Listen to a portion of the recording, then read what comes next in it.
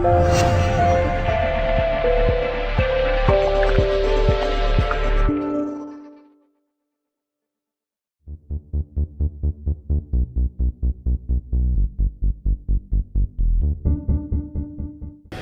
Scott, you just come out of the session there with Matty Hatton. Tell us a bit about it. How was it?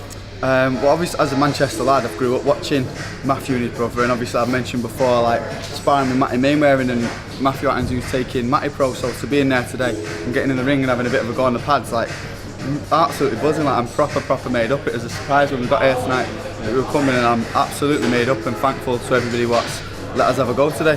How hard was it? Oh, it's ridiculous. I am like I've said before, like it's by far the toughest sport in the world. You have to be so fit in all aspects, in your head, everything, and just anybody who gets in the ring, you've got to give so much respect to, because it really is. It's a brilliant sport. It really is one of them. It's magnificent, and just there then, I mean, it's so difficult. We've only been in there 45 minutes, and we're all dripping. We're all buzzing. We're all having. It was good. It was it's been a good night. You looked as if you might have done a little bit before. Is that right?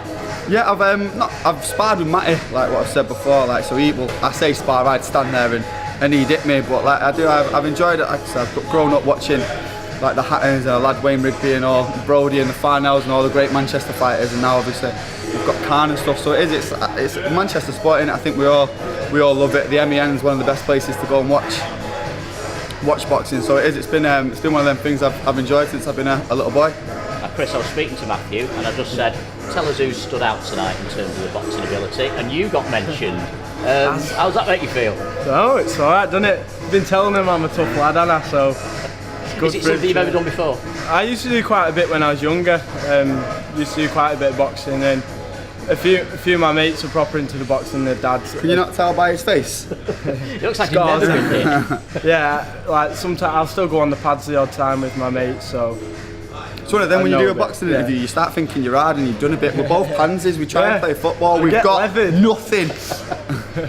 Tell us about the transferable skills. Do you think there's benefits from doing this kind of session? Yeah, it's different to what you normally do. Yeah, definitely. The strength and the core muscles you must build up as a boxer are ridiculous. Like when you're training for football, you obviously don't like get the strength you do from training for boxing, and obviously doing a lot of boxing training, it'd help you massively with fitness and your strength for football. So Matty Mainwaring got morale as well. He made that move, didn't he? So it is something people can change over. I don't think it's. I think there's been very few. There's Curtis Woodhouse, done brilliant, won a British title. Matty's starting up. I don't think you can just transform from football to boxing. I think we'd be naive and we'd be disrespectful towards the sport if we thought that. But it's one of them. It's great for us to come down and see the difference, and I mean it's great for morale. I mean we've all had a buzz. I mean we'll all get there and we'll do you remember that? Do you remember me? Like it's brilliant, but it's not a transfer of football to boxing. It's chalk and cheese. It's not a transferable sport. So on Saturday afternoon. Oh, we're going to lever somebody. Somebody's about to get knocked out on Saturday.